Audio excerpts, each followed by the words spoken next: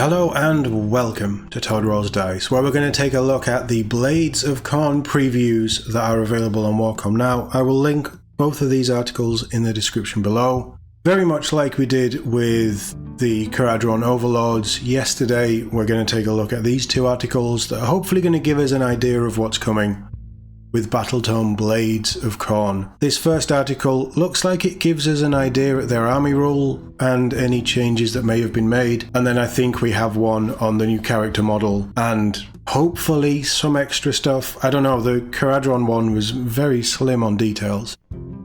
Let's take a look at this. Revolutionize carnage and slaughter with new Blades of Khorne battle traits.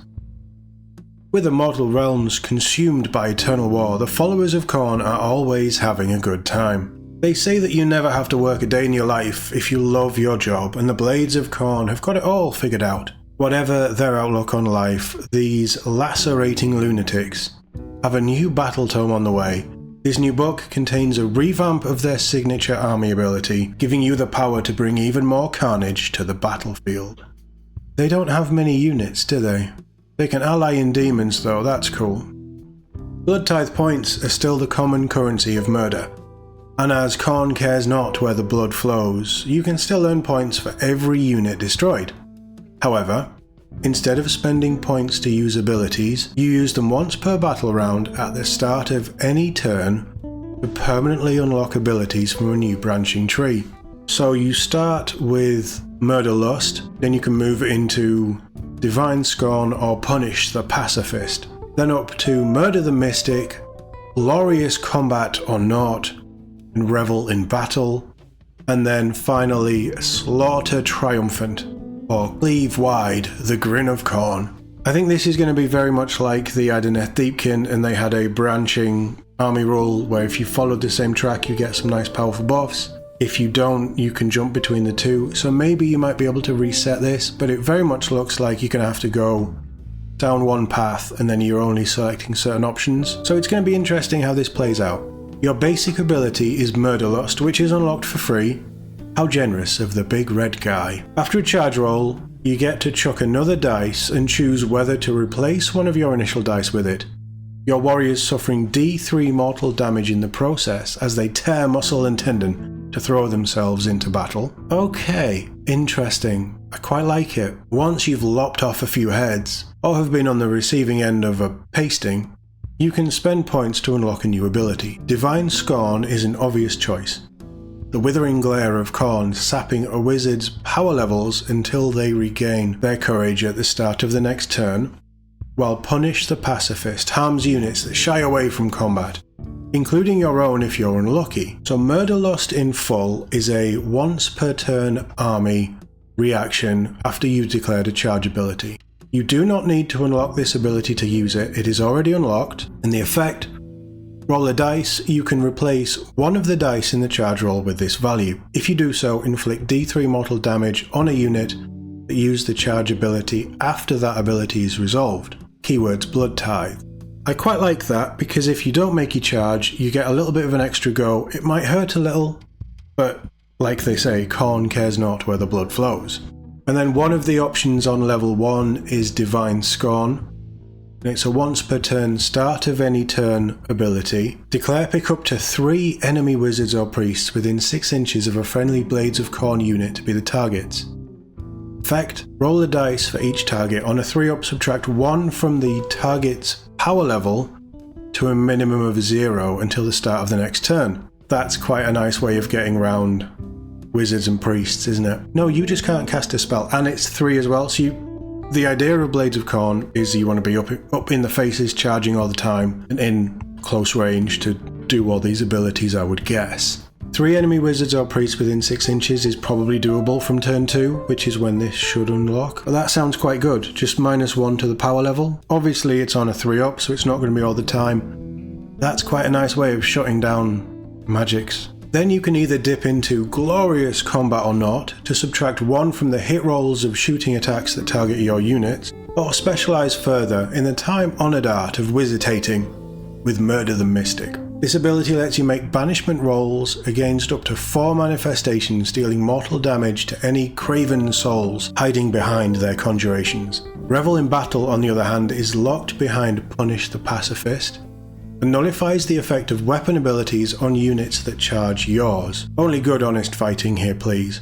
Both of those sound quite good. So, Murder the Mystic is a hero phase ability that's on level 2. Declare pick up to 4 enemy manifestations to be the target, which is quite a nice selection. Effect, make a banishment roll of 2d6 for each target. If the banishment roll equals or exceeds the banishment value listed on the manifestation's war scroll, inflict d3 mortal damage on each enemy unit within 3 inches of it, and it is banished and removed from play. So not only is that manifestation banished, but you're also doing a little bit of chip damage on units that are surrounding it. Very nice. Revel in Battle is a passive on level 3. Effect. Other than the companion weapon ability, weapon abilities for combat attacks made by enemy units that charged this turn and that target a friendly Blades of Khorne unit have no effect. That's quite nice. And again, I think it was Ideneth that had this, but this is an ability shutting down these. It might have even been Scourge of Ghyran. This is an ability that keeps popping up in other armies, being able to shut down weapon abilities. At the top tier, Slaughter Triumphant grants all units that charge an extra attack, while Cleave Wide the Grin of Khorne. How poetic. Adds 1 to hit rolls for all combat attacks you make. Both quite nice. Your path through these unlocks may be a bit of a head scratcher for an army that is usually more concentrated with lopping off heads, letting you tailor your approach to battle and shed blood even more efficiently. Thankfully, there is one final battle trait that's pleasingly straightforward. When at least half of the total units of both players' armies have been destroyed, the battlefield becomes so blood-drenched that the Blades of Khorne are driven absolutely wild. I like the sound of this. Once per battle, any hero phase, blood-drenched, declare. You can use this ability if at least half the number of units on both players' army rosters combined, rounding up, have been destroyed. For example, if your roster had 9 units and your opponent's roster had 4, then 7 units would have to have been destroyed. Effect. The following effects apply for the rest of the battle. Wild-Eyed Brutality. Ignore positive effects to save rolls for friendly Blades of Khorne units. Blood Haze. Blood-hungry weapons used by friendly Bloodbound units have crit mortal. Weapons of Murder. Add 1 to the rend characteristic of blood-hungry weapons used by friendly Blades of Khorne non-monster demon units, including blood-hungry companion weapons, and Bloodlords Supreme. Add 1 to the damage characteristic of blood-hungry weapons used by friendly Blades of Khorne monsters units. So a little bit of a buff to probably all of the units that you can field in a Blades of Khorne army. I like that. I like that there's just an ability that is, hey, once you and your opponent have lost half their units, you just get extra buffs. I think that's fun because this army wants you to get in and fighting, but it doesn't matter who dies. At some point this is going to pop. Oh, well, probably. At some point this ability is going to pop and your army is just going to get that little bit stronger. This all sounds brilliant. Warriors throw themselves even more eagerly into battle without concern for their safety, and all blood-hungry weapons, which is a weapon ability exclusive to certain armaments equipped by Blades of Khorne units, across the army unlock brutal new abilities. Who doesn't want to have Bloodthirsters swinging axes blessed with extra damage, or Blood Warriors trade up from crit auto wound to crit mortal on their gore weapon? Well, apart from the people staring down at the frenzied horde, that is. So we will take a look at the Deathbringer and their Armies of Renown in a moment, but let's just touch on what we've seen here. I think this is all sounding very good. Ideneth Deepkin. The Caradron Overlords, we haven't actually seen their new army rule, but with Ideneth Deepkin and Blades of Khorne, the first Battletomes out in this second season of AOS, these branching, very tactical army rules, they really sound great and they feed into what the army is about. Like, all of these options just sound, even just the names of them, just sound like you need to get in your enemy's face, mess them up, get the points, and then level up and upgrade. There is a little bit of a choice here, but it sounds like once you unlock one, you can't go back. So you're going to have to think tactically, but also you can tailor it to whichever enemy you're facing. I really like the sound of these. and it sounds like they've really thought about how Blades of Khorne should be utilised and want to fight an enemy, and hopefully that sings to Blades of Khorne players. Let me know what you think of this new army rule and these new abilities. How about we go and have a look at the Deathbringer? Field Furious armies exclusively made of Gore-Chosen, or Bloodthirsters. The Blades of Khorne are sharpening their weapons and grinning gleefully in anticipation of the shiny new set of battle traits, designed to appeal to the more erudite berserker. But there's much more to the new Battletome than these alone. For instance, the Deathbringer's brutal Kingslayer axe is one of the many weapons in the army that bears the new Blood Hungry keyword, dealing crit 2 hits with its keen damage 3 edge. Nice. What's more, the perturbing Trophies of Glorious Deaths he carries can cause nearby warriors to lose their nerve and fumble commands on a 5-up. That's quite nice as well. So Deathbringer melee weapon, the Kingslayer axe, is blood hungry. That's something that you're going to see a lot on these units, I think. And crit 2 hits, 4 attacks, hits on 3s, wounds on 3s, 1 rend, but 3 damage. Very nice. And then he has a Trophies of Glorious Deaths ability. It's a reaction ability. Opponent declared a command for a unit within 8 inches of this unit. 8 inches, obviously fitting Khorne's number. But the effect roll a dice on a 5-up, that command has no effect. It still counts as having been used, and the command points spent to use it are still lost. That's quite useful. He'll be right at home in the Gore-Chosen Champions Army of Renown, which is made up exclusively of mortal heroes from mighty lords of Khorne to aspiring Deathbringers. Attention from the Red God's Eye ensures that heroes fight without fault, granting ward 4 up, nice, every unit, and those legendary slayers are so practiced in the art of killing that their blood-hungry weapons permanently gain crit mortal, which is one of the new army rules that you can build into if you're running a full Blades of Khorne army. So if you're taking them as an army of renown, they still get that crit mortal. That's quite nice. So the passive, the Red God's Eye, friendly Gore-Chosen Champions units have a 4-up ward, and then the other passive legendary slayers affect blood-hungry weapons used by friendly Gore-Chosen Champions units have crit mortal.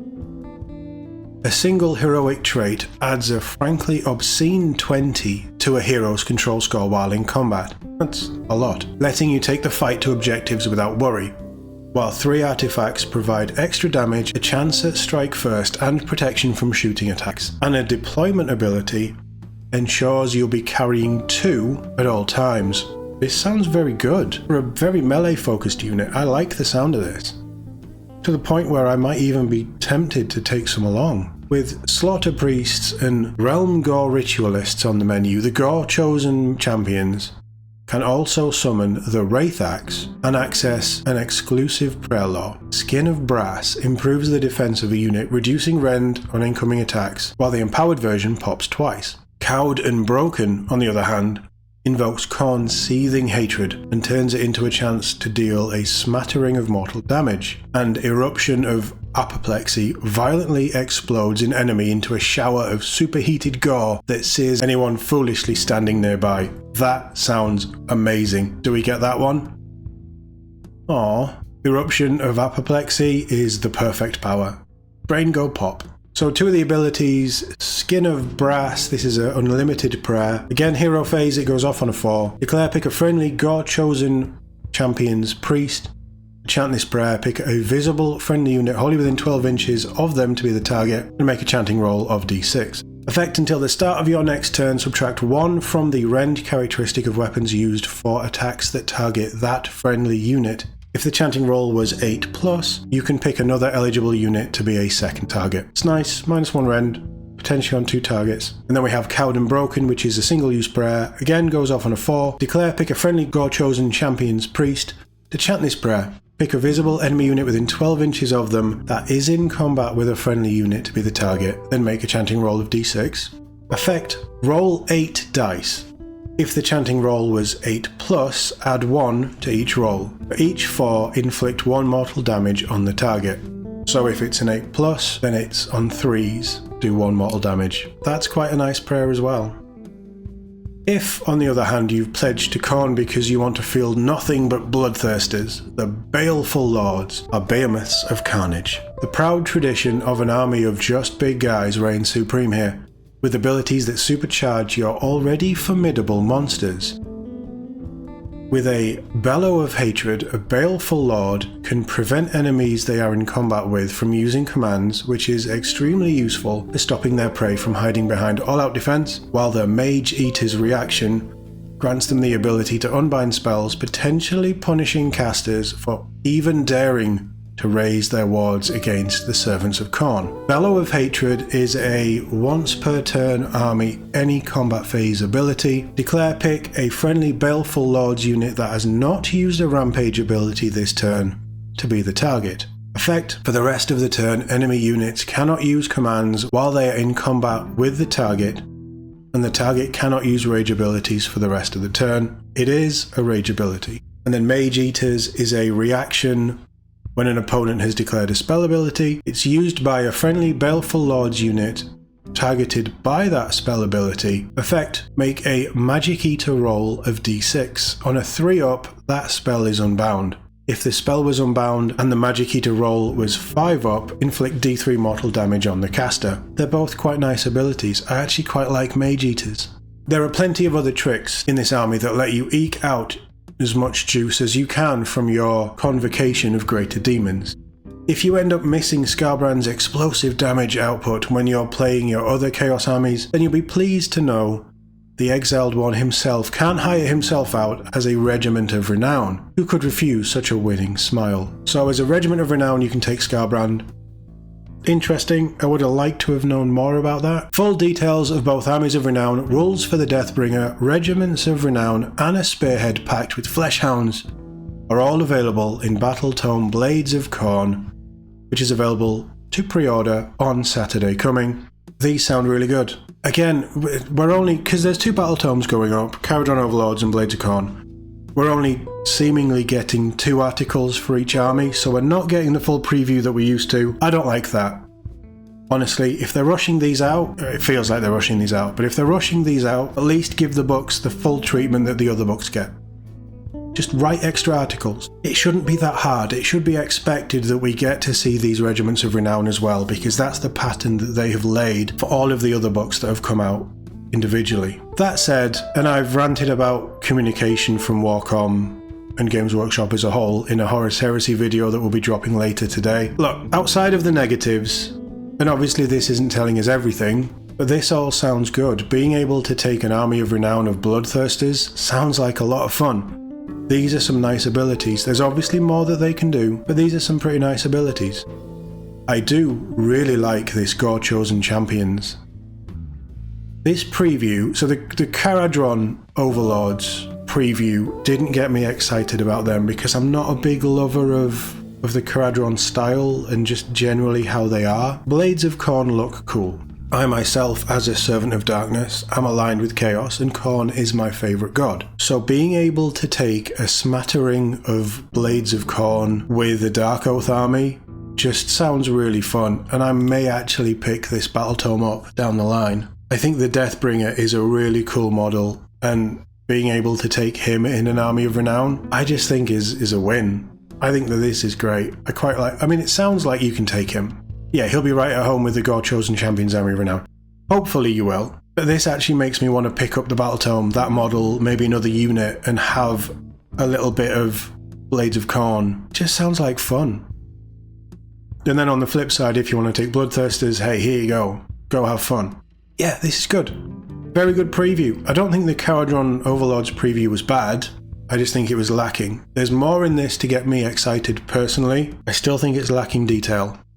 But what I think doesn't really matter. Blades of Khorne players, what do you think of your new army rule, and what do you think of the new character and the little teases we've had for the Armies of Renown? Let me know in the comments below. As always, thank you very much for watching, and I'll see you all in the next one.